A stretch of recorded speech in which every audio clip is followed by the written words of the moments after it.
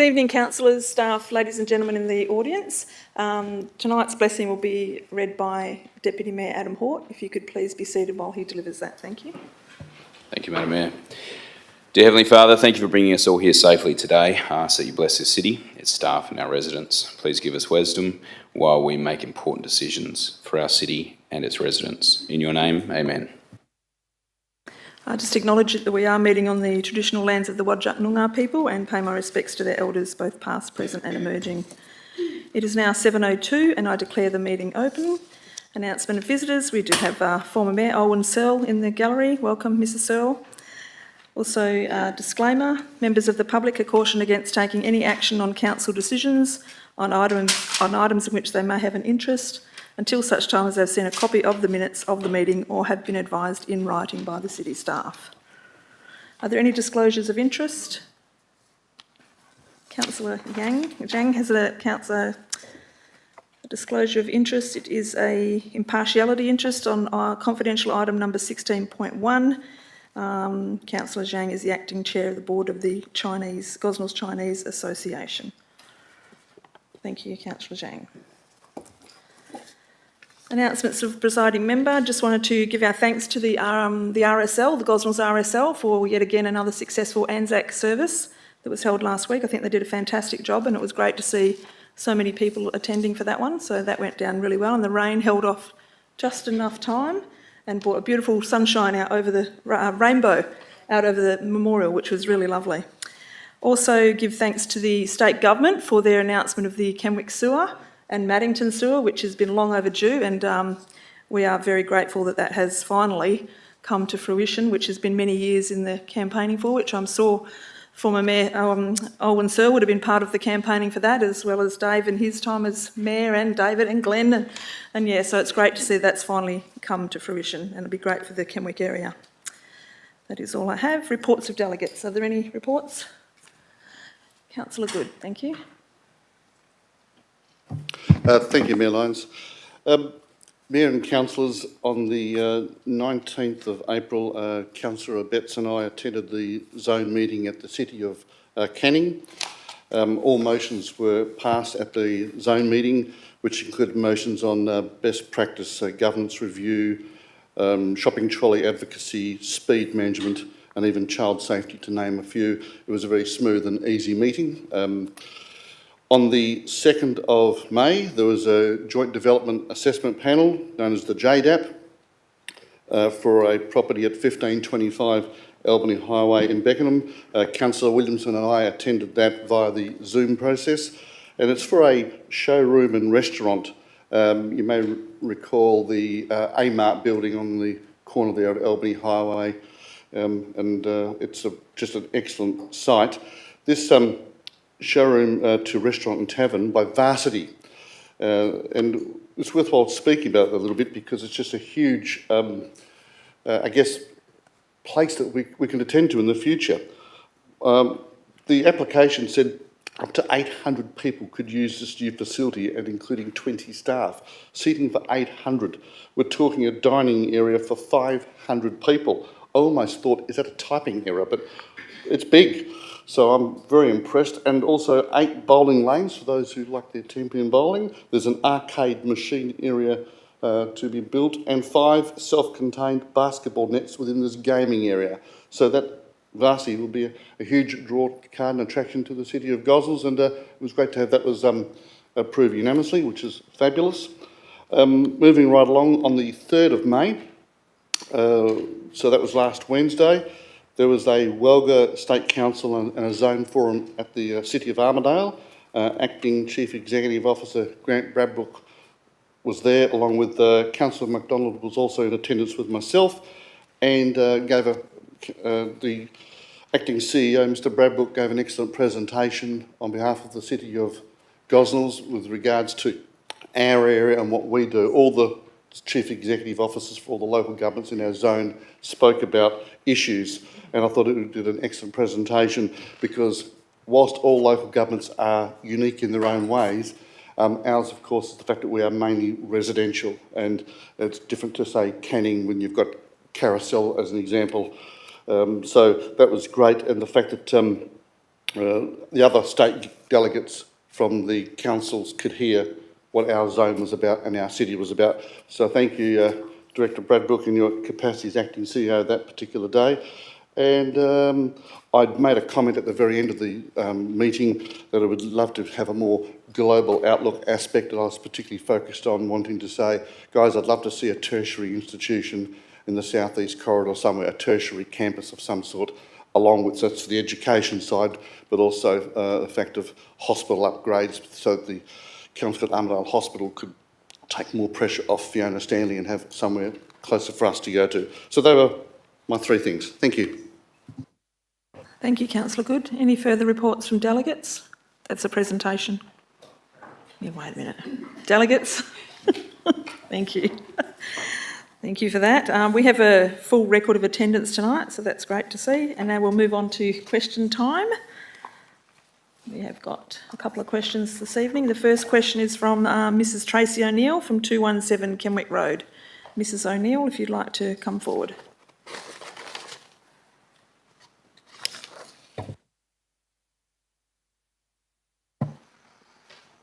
Thank you, Madam Mayor. With regard to item number 13.2.3 on tonight's agenda, it is noted the proposal would include RAV4 sized vehicles for which a permit from main roads would be required. Can I now expect another 72 heavy vehicles to join the 1,126 trucks already passing my property every day? Thank you, Mrs O'Neill. I will ask the Director for Planning, Mr Chris Talentide, to answer your question. Thank you. Terralink. Thank you, Madam Mayor. The easiest way out of that area from the Clifford Street site would actually be back along past the new roundabout and left back to Kelvin Road, so it wouldn't come back to your site. But that said, we can't guarantee which way the trucks might come and go to come to that property, but that would be the easiest way to access the Clifford Street site. Next question. Given the likelihood that those 72 trucks will use either Bickley or Kenwick or both roads to access the property at Clifford Street, will Council consider limiting the hours of approved operation to provide the already established residential area with some relief from the increased heavy vehicle activity? Thank you for your question. Director Terralink, would you like to respond to that, please? That's really an issue for the Council. The Council don't typically get involved in trying to limit activity on public roads in terms of time frame, but it's really a question for you. Thank you. Thank you, Madam Mayor. Is from Dr Tony Avis from 10-1 Hadlow Place in Thornley. Come forward. Oh, that's okay. Thank you. We'll just get them at the end.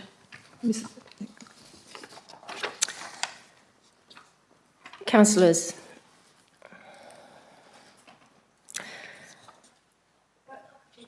habitat in the City of Gosnells catchment area was very significant in the importance to the 3 endangered species of black cockatoos, hence its designation as environmentally sensitive area.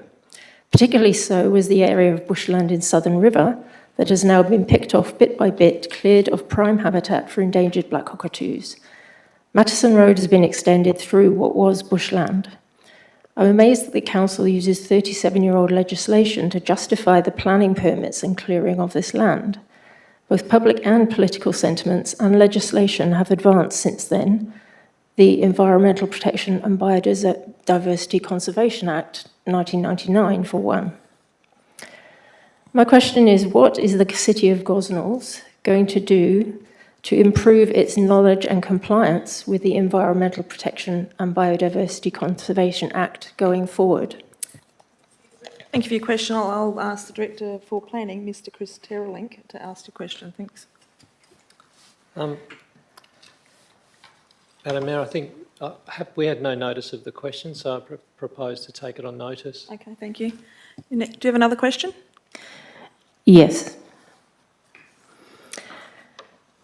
Given that the Deputy Mayor of Cannington's achievement of agreement from Cannington Council to go to main roads to put forward proposals to change their plans to destroy part of a bushland forever site for a road through it, and given the active attitude of Cannington Council This highlights that Gosnells blaming WA Planning Commission for all planning decisions that destroy ESA habitat does not seem to hold weight.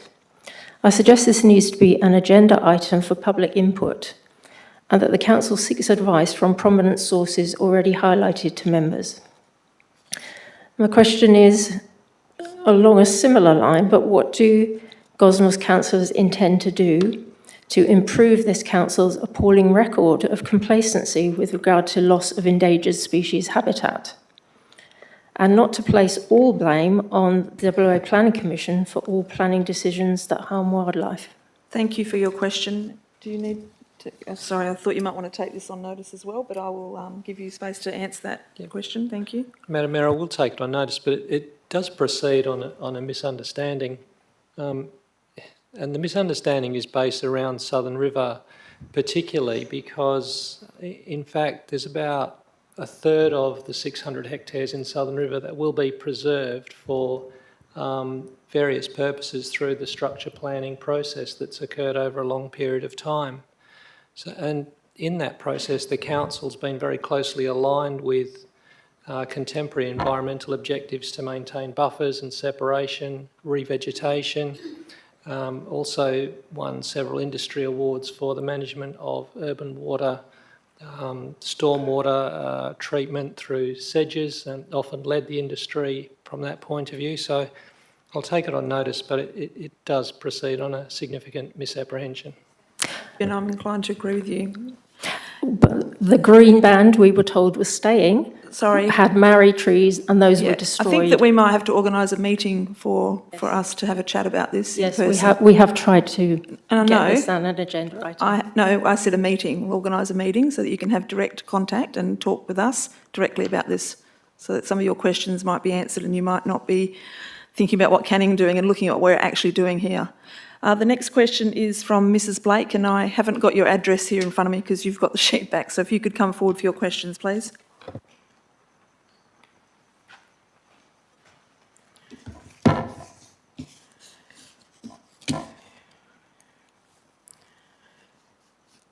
My question refers to the investigation that was specially arranged to look into the destruction of the black cockatoo habitat, and I found some serious deficits with it. The council did not push back when their request to the WAPC in April 2019... Mrs. Blake, this is not an opportunity for you to say what the council hasn't done. It's an opportunity for you to ask questions. I have a question. Okay, you're kind of saying what we haven't done. I'm allowed to have a preamble of a sort, Actually, aren't I? not allowed to have a preamble. Well, I'm letting you have a bit of a preamble. All But right. if you could make that quite short and then ask your question. Thank you. Right, so the premise is that I'm very critical of the private investigation. I don't think it was very thorough, and it stated some things that just didn't bear out. So my question is, it's about accountability and transparency. The council did not push back when it referred the WPC said no to their thing about, do you know this is a black cockatoo habitat? And my question is, will you commit in the future to taking a referential role that demands a process of much greater accountability and transparency? Hence, when, for example, you make a submission to the WAPC and get no response, the City of Gosnells pushes for one that provides answers and justifies decisions that fly in the face of available evidence, and you do this because every entity and person has an obligation to comply with federal environmental law, even if it means incurring the resistance of the WAPC. Thank you for your question. Director Terrelling, would you be able to respond to that, please? Thank you, Madam Mayor. It needs to be remembered that the determination of subdivision applications is the responsibility of the WAPC, with the local government being only one of a number of referral agencies to feed into the process for consideration of subdivision and rezoning.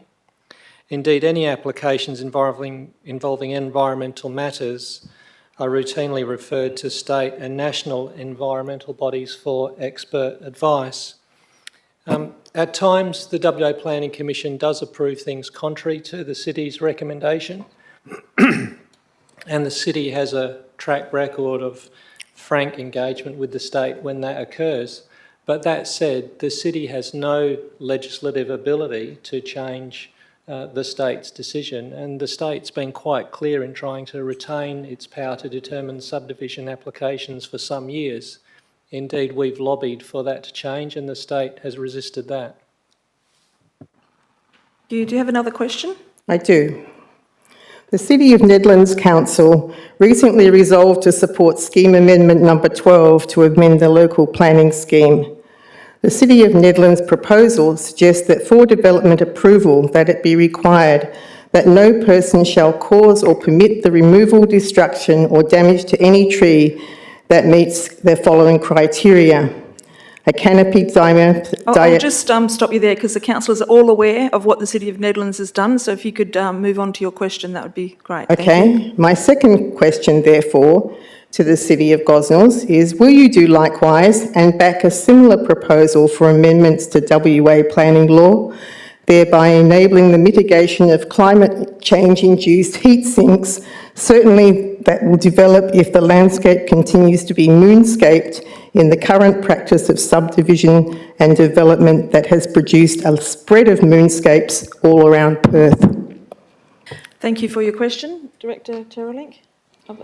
Yeah. Thank you, Madam Mayor. Many local governments are following the progress of the Nedlands Tree Retention Planning Scheme Amendment, and that's because it represents a new form of planning control that has not previously been introduced or supported by the state government. The Nedlands Amendment proposal requires the approval of the Minister for Planning to be finalised, and that will be a bit of a test. And we believe that after it has been determined at a ministerial level, Gosnells will be in a better position to assess the viability of the amendment. I agree with what the Director's saying there. Councillors and I we're all following that very closely. It'll be interesting to see if they are successful, and if they are successful, then we'll definitely be looking at what we can do here. Okay. Thank you. Should I pass this back to you? Thank you very much. Have we another question? Okay, that's the end of the questions. If we could move on to public statements, and they've got Mr. Peter Merger from 231 Bulwer Street, and it's relating to item number 13.22 on page 11 of the agenda today. Thank you, Mr. Merger. Good evening, Mayor and Councillors. My name is Peter Merger from Urbanista Town Planning, 231 Bulwer Street in Perth, and I'm speaking in relation to item 13.2.2 in the Council agenda for a transport depot and associated structures at 484 Bickley Road in Maddington. A transport depot has operated on the site in some capacity for several years, but more recently, Council has imposed the time restrictions on its approval. This is due to plans for the redevelopment of the area under the Maddington-Kenwick Structure Plan. This is actually the third time that I'm seeking to extend the approval of the transport depot, and officers are supportive of extending the approval to the 8th of February 2027. We are happy with the additional time provided by the City, as it allows the use to continue whilst Maxi develops. Along with the extension of time sought for the transport depot, our application sought approval for two relatively minor crib structures, which are each 24 square metres in size. The cribs are existing and located in the centre of the site, where they are not visible from the street. The purpose of the cribs is to provide overnight accommodation for truck drivers who travel long distances, often from eastern states, as a place to rest before departing. So in this context, they provide an ancillary service to the primary use, which is the transport depot. The cribs include a bedroom, toilet and kitchen facilities, pretty much the basic necessities for truck drivers to rest up for a night before they leave the next day. They do not create any adverse impact on adjoining properties, nor do they come into conflict with the land use in the area, which includes several transport depots like exist on the subject site. So I asked Council to support the cribs, to approve the transport depot and to allow the cribs to remain. And that would involve deleting condition 3 from the officer recommendation. You'll note on page 14 of the officer report that an explanation given for the removal of the cribs is that they are residential in nature and accommodation is not permitted in the light industry zone. There are 8 lots that currently adjoin our site, of which 6 have some form of residential dwelling or accommodation on it at the moment. Some of those houses have lots of houses at the front of the site, and some of those lots have houses at the rear, close to the crib structure. So the argument that they should be removed because they're not permitted when so many of the adjoining lots contain accommodation is inconsistent. Furthermore, I note that on tonight's agenda, the item just after this one, that there is a report presented to Council for the approval of a transport depot and a caretaker's dwelling at 61 Clifford Street. That site is actually immediately behind our lot, and I guess the approval of the caretaker's dwelling would take residential or some form of accommodation to 7 of the 8 lots that adjoin the subject site. So it's confusing how one report supports accommodation, whilst the other, which is much smaller in scale, recommends that it be refused. So I hope that we can achieve some level of consistency and the cribs are permitted to remain on the site in line with the period of approval for the transport depot. It will allow the truck drivers some opportunity to rest whilst driving safely back across the country. So in closing and to summarise, I respectfully ask that Council approve the transport depot but delete condition number 3. Thank you very much. Thank you, Mr Mercer, well done. Wrapping up 17 seconds over, but never mind. We'll move on to, that's the end of the public statements. Yep, move on to the confirmation of the minutes. Can I get a mover? Councillor Dewhurst, second by Councillor Betts. Are there any questions? No, councillors, if you could please cast your vote.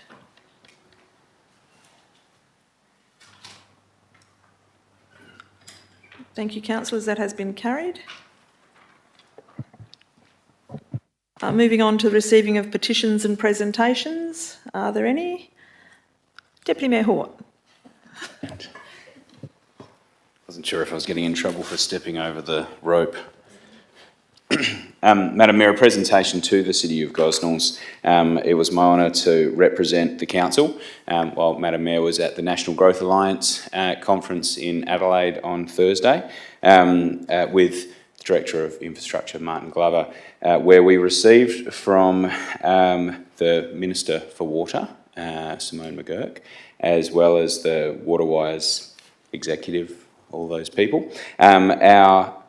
We should be very proud of this, our Gold Waterwise Council Award. So that means that we demonstrate innovation and leadership in creating waterwise communities. There are about 60 councils on this pathway as being recognised as waterwise councils, and we join only, I think it's about 30 councils that have reached gold status. So something we should be proud of, considering we only joined the program in the last 3 or 4 years, I think it was. So lots of progress in this space. Still a long way to go as well to become platinum members, which only a few councils enjoy, but I think we're on the right path. So I just want to hand this over to you, Madam Mayor, through the staff. Thank you. Thank you, Deputy Mayor, and congratulations, Council, and to Director Glover and his team. Well done, and planning and everyone.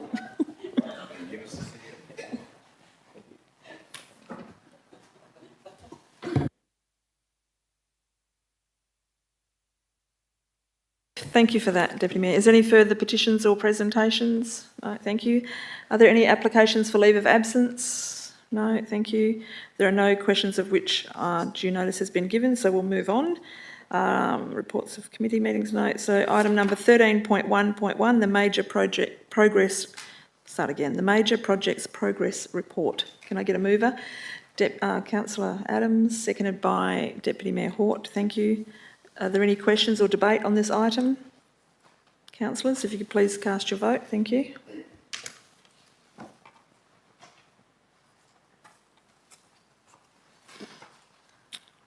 Thank you, councillors. That has been carried. Moving on to item 13.1.2, the communications agreement between the Council of the City of Gosnells and the Chief Executive Officer. Can I get a mover? Councillor Williamson to move that. Councillor Patterson to second that. Is there any debate or questions? Councillor Williamson, thank you. I just wanted to thank the staff for their communications so far. I don't think this policy is necessary here at the City, but I think everything outlined in there is completely reasonable, and I look forward to good communications going forward. Thank you. Thank you. Councillor Patterson, sorry, anything? Deputy Mayor Hort, thank you. Thank you, Madam Mayor. Yeah, I just want to echo a bit of what Councillor Williamson has said there. You know, this is not a reflection of the fact that there is any kind of erroneous communication between the council and the city staff. In fact, we have fantastic communication, I think, and I've certainly never seen anything in my time on council to suggest otherwise.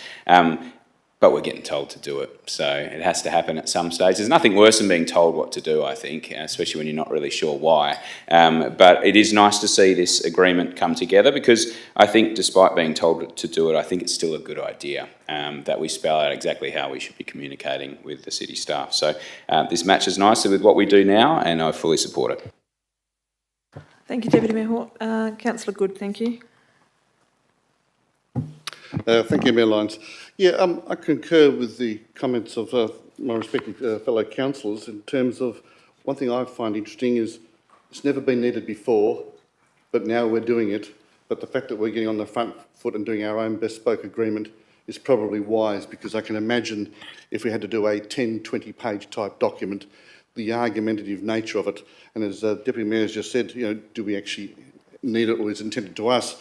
I note the fact of the third paragraph of the opening comment of 1 was, the intent of the agreement is to achieve legislative compliance to ensure responsibilities are clear and to deliver high quality services to the city's elected members. I already get it, so I'm pretty happy with that. But the fact that some people obviously out in local government land don't is intriguing. So anyway, well done to the staff for getting a bespoke. I only hope that we don't get caught up in it and they have to make us revisit it. I hope to do the same thing twice, but well done. Thank you, Councillor Good. Any further debate or questions on this item? Councillors, will you please cast your vote? Thank you.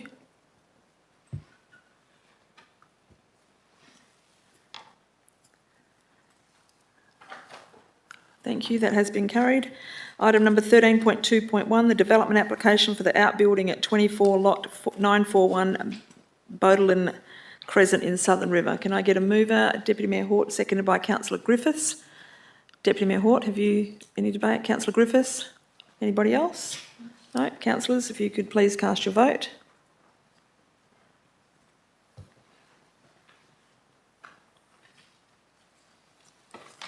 Thank you, councillors. That has been carried. Moving on to 13.2.2, the development application for the transport depot and storage, additional structures at 484 lot 10 Bickley Road, Maddington.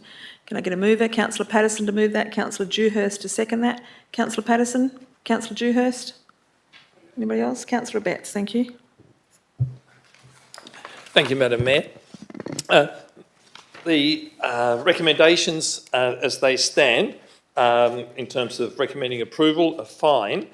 Just regarding the condition 3, which as our presenter mentioned before you even spoke, we had an amendment here, and I'd like to move an amendment that the staff recommendation be amended by deleting condition 3, and my reason for doing that is that fatigue management is a serious issue in the transport industry, and providing a comfortable place for drivers to have a shower, have a meal and rest between jobs enhances the safety of all road users. If I can have a seconder. Seconder, Councillor Williamson to second that, thank you. Thank you. Just in terms of truck drivers, especially long distance drivers, they actually, every so many hours of driving, they actually have to spend X hours. I can't remember when I got my truck licence many, many years ago, but you have to spend so many hours outside of the truck cabin. You aren't actually allowed to continuously sleep in the cabin. And so for the trucks that come in, to have a facility where the drivers can have a shower and something to eat and sleep, actually also reduces the vehicle movements for the neighbours, because if the truck has to come in and another vehicle then take them to their accommodation, another vehicle bring them back again to drive the truck again, it just makes a lot of sense for, if that facility is there already, it's existing, for them to be allowed to use it. And so I hope that you'll support this amendment. Thank you.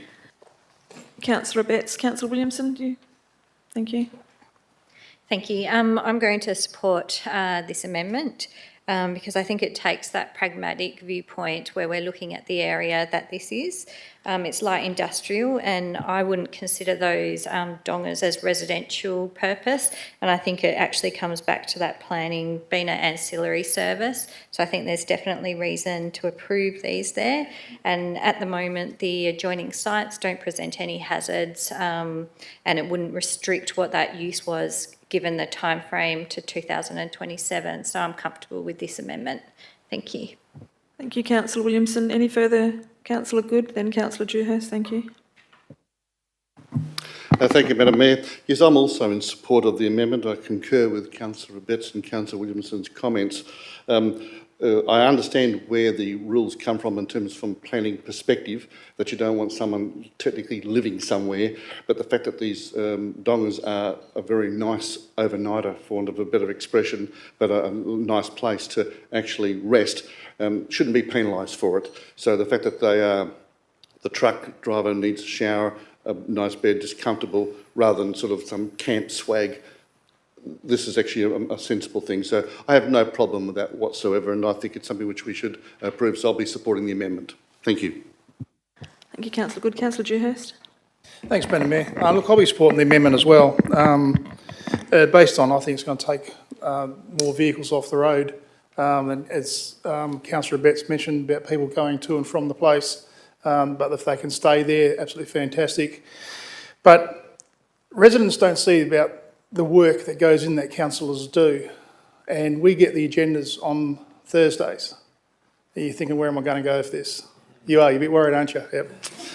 I would be as well. Nah, not at all. I was actually very impressed with this actual council that we got and the hard work that the councillors do. And the first email come from Councillor Williamson questioning this, why. It just didn't make sense.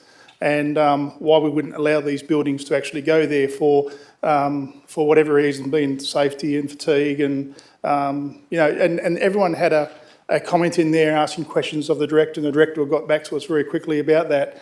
And if residents could actually see that, about the amount of work that the council is putting in behind the scenes, we don't just come here and just make things up. We actually have done a lot of work into this, and I was very humbled. I was just proud, of a great council. I mean, tonight we had discussion about the black cockatoos, and I wish we could sit here and talk about the work and the amount of conversations we've had, what we're going to do in the city to do more for the black cockatoos. The mention was about the Deputy Mayor Cruz from Canning about main roads, but Councillor Dewhurst, if you could stay on topic for this item, that'd be wonderful. Oh, I certainly am, Madam Mayor. I'm Thank you. just staying on here. But like Councillor Cruz, the councillors have done a lot of work in the background to, and particularly with main roads as well, in regards to taking away trees. I know it sounds terrible, but that were put right on the side of Tongan Highway where black cockatoos are getting smacked all the time. So a lot of work goes in behind all this, and I was very humbled and very proud to see that, what a conducive council we've got, so I'll be supporting this amendment. Thank you. Thank you, Councillor Dewhurst. Any further questions or debate on this item? No. Councillor Betts, did you want to close on your amendment? No? Okay, councillors, if you could please vote on the amendment.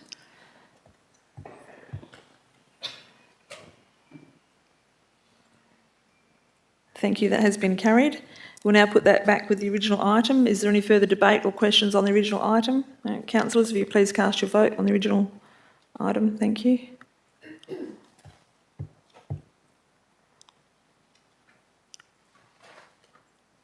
Thank you, that has been carried. Where are we? I'll just acknowledge that they were very kind words there, Councillor Dewhurst. Very nice. Item number 13.2.3, the development application for the Transport Depot Storage and Caretakers Dwelling at 61 Lot 252 Clifford Street, Maddington. Can I get a mover for this? Councillor Dewhurst, seconded by Deputy Mayor Hort. Councillor Dewhurst? Deputy Mayor Hort? Any councillor would like to make comment or debate on this item? No? If you could please cast your vote, thank you.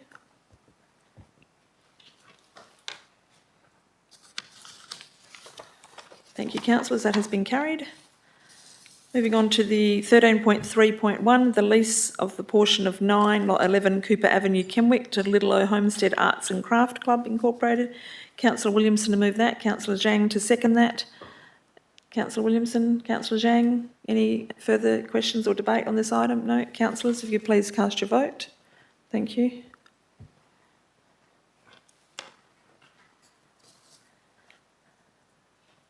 Thank you, that has been carried. Item number 13.5.1, the financial activity statement for March 2023. Can I get a mover? Councillor McDonald, seconded by Councillor Baynes. Any questions or debate on this item, councillors? No? If you could please cast your vote.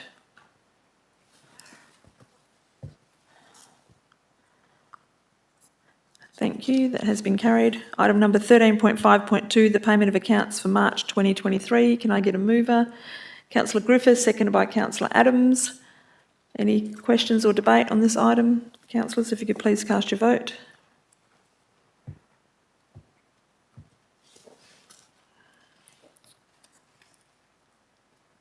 Thank you, that has been carried.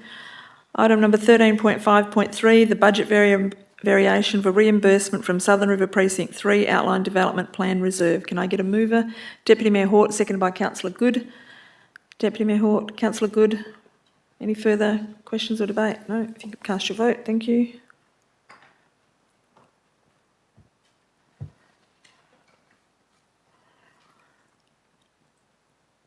Thank you, that has been carried.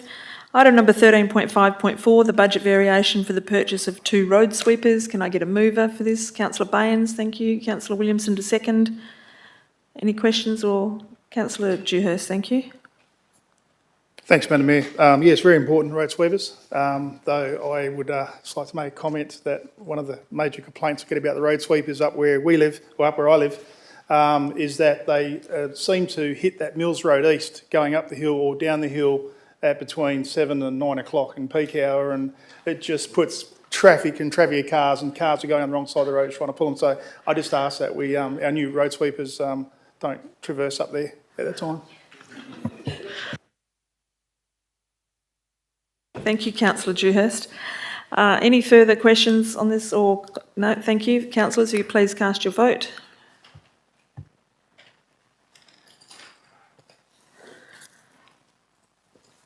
Thank you, that has been carried.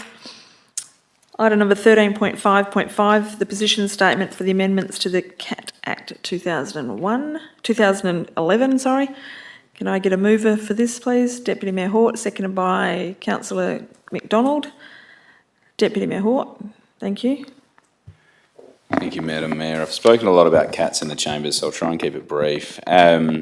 Look, I think this hits the nail on the head. The message is, the jury's not even out anymore. It's well and truly in that cats need to be kept at home. It's best for them. The Australian Veterinary Association says it's best for cats to be left at home for their own well-being. We know the devastating effect it has on our wildlife. We know the impact it's having around the community, even on social media, seeing dead cats broadcast everywhere. It's not good for the cats, it's not good for anyone else. So I'm looking forward to the state government providing some more leadership in the area of cat management, and I'm looking forward to the City of Gosnells doing the same. Thank you, Madam Mayor. Thank you, Deputy Mayor Hort. Any further questions or debate on this item? Councillors, if you could please cast your vote.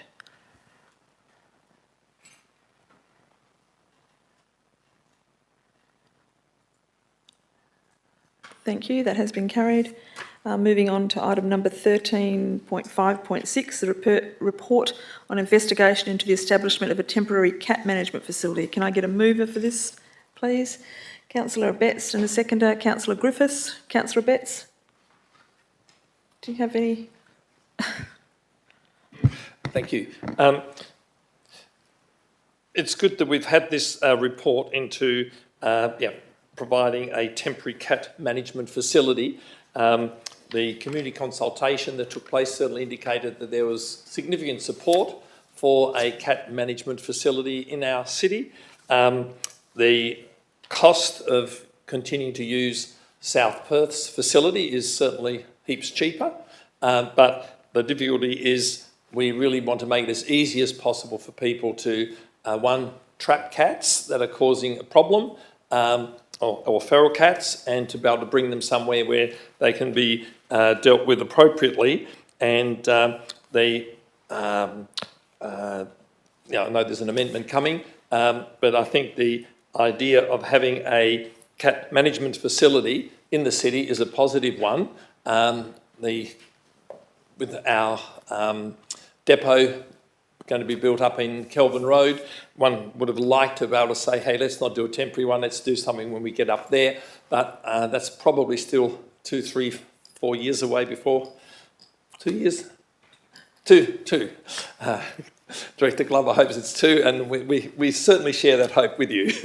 But in the meantime, if we have a temporary one that's actually going to be a portable facility in effect that can be utilised elsewhere, or the contents of it and perhaps resold, there's certainly some possibilities there. So I think the staff have done a good job in presenting us with the facts and figures that to the cost estimate, this hasn't gone out to tender or anything, but the rough estimate is $92,000 for setting it up.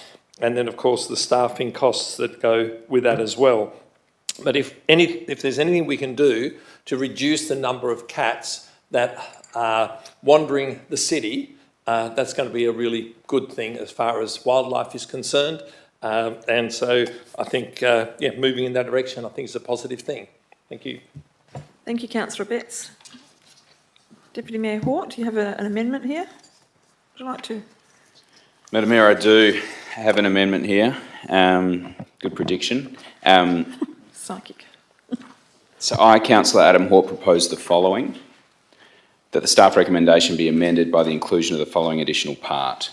That Council supports the establishment of a temporary cat management facility at the city's existing pound and requests the CEO to make provision for the necessary capital and operating costs associated with the facility in the 2023-2024 budget.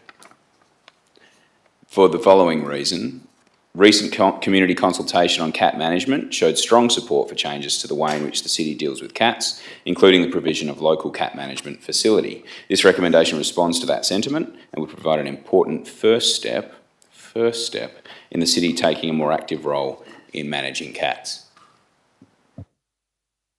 To second that for you, thank you. Thank you, Madam Mayor. We're asking the state to do more. We're saying, we don't think the Act goes far enough and we need more powers as a local government. We actually have a lot of power in the Act already. We have a lot more we can do to support residents to help manage the cat plague in our city, and to help people be more responsible cat owners. And this is, I think, the first step in managing that. People need a location that they can take cats to that doesn't involve driving all the way to South Perth. Petrol costs going up, it's a really significant inconvenience. It's a significant inconvenience catching a cat, to be first, let alone driving it to South Perth in the back of your Camry. Makes no sense, doesn't work well for the cats. It's not humane, I don't think, and I think we need to do something about it.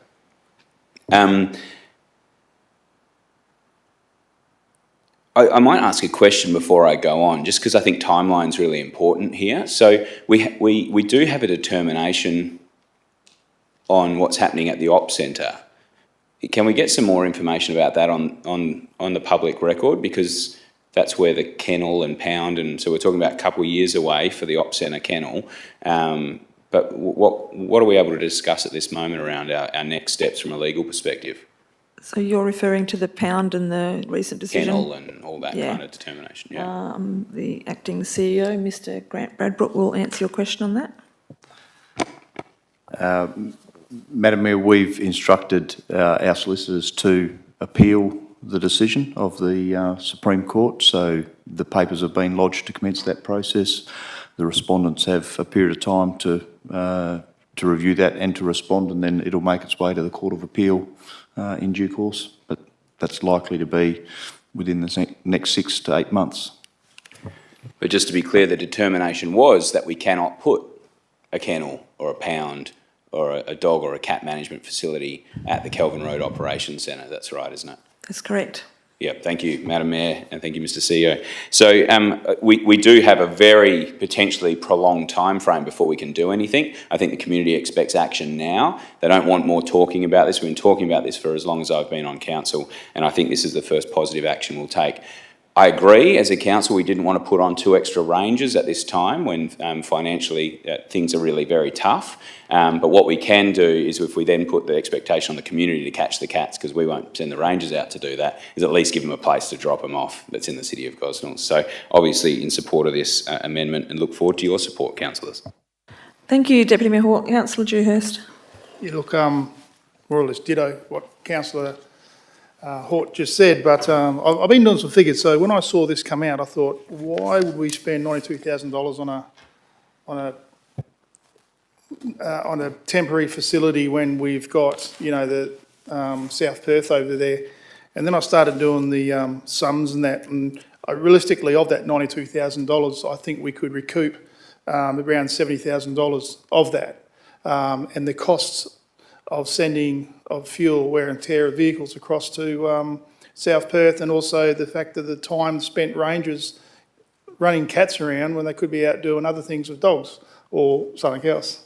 So look, I totally support it, and I don't think this is this is not a bad spend at all. It actually makes sense and it's smart, and I'm pretty sure that some of these costs are probably at the high end, and I'm sure we can get the connection of services down below 10.5 grand. If not, I know Giuseppe from Giuseppe's Sewage Centre. We can send across there or something, you know. But I'm sure we can get things down there under $10,500. But everything else looks quite reasonable, and I think it's quite a bargain on the building. Thank you. Thank you, Councillor Dewhurst. Is there any further comment or debate on this amendment? Thank you. We'll put that back with the original. Oh, we'll vote on this actually. Thank you.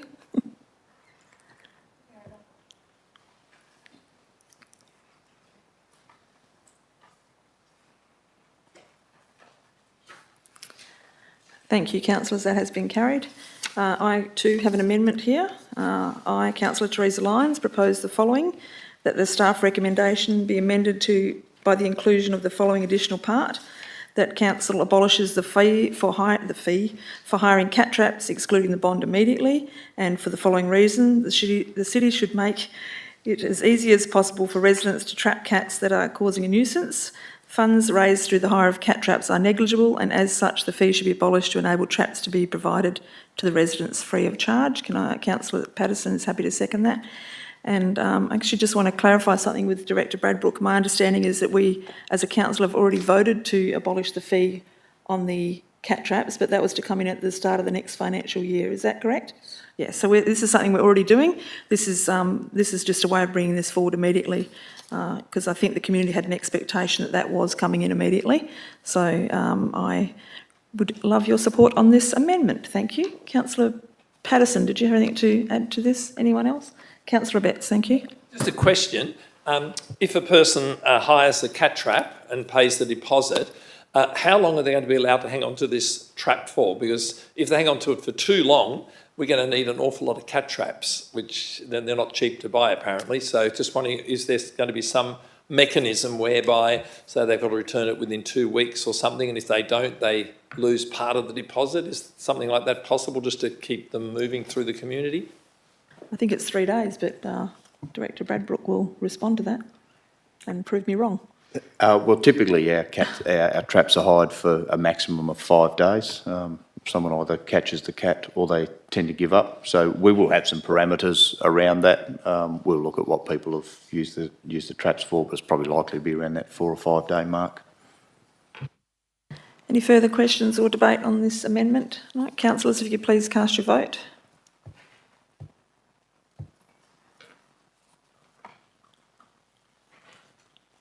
Thank you. That has been carried. We'll now put both amendments back with the original item. Is there any debate on the original item?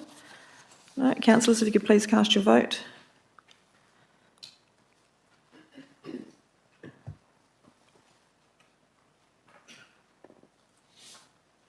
Thank you. That has been carried. There are no motions of which previous notice has been given. There's no urgent business. There are 2 items that are confidential matters. Councillors, if there'll be any debate on the items that are in the appendix, is there only going to be we won't need to close the meeting if there's not going to be any debate on the items, but if there is, could councillors please let me know? No, so we will just carry on with it without mentioning what's in the appendix. Item number 16.1, the Community Funding Program for April 2023 round. Can I get a mover for that, please? Councillor Williamson to move it and Councillor McDonald to second it. There is no debate on this item, but I do have an amendment for this item which can come in. The amendment reads as, I, Councillor Theresa Lyons, propose the following, that the staff recommendation be amended by the inclusion of the following additional part, that Council approves the allocation of an additional $20,000 for the community sponsor program in the current financial year, with the Chief Executive Officer requested to determine how this will be funded through savings. For the following reasons, all budgets for the community sponsorship program in the current financial year have been allocated to community organisations. Additional funds should be allocated to the program to enable the city to support community organisations that seek funding for eligible and worthwhile events and projects over the remainder of the financial year. Can I get a seconder for that, please? Thank you, Councillor Patterson. We can debate this amendment, or yes, councillors, if there are any further on the no, if you would like to vote on the amendment, then thank you.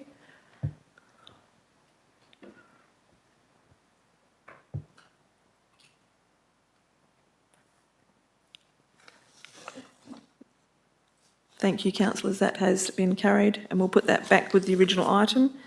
And if councillors could please cast their vote on the original item.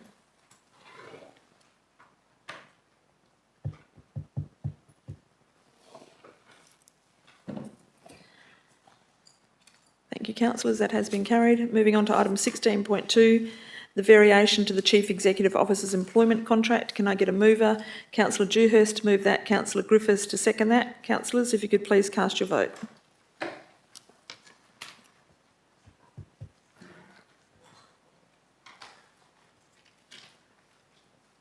Thank you. That has been carried. It is now 7:53 and I declare the meeting closed. Thank you everyone for attending from the gallery. Thank you councillors and staff.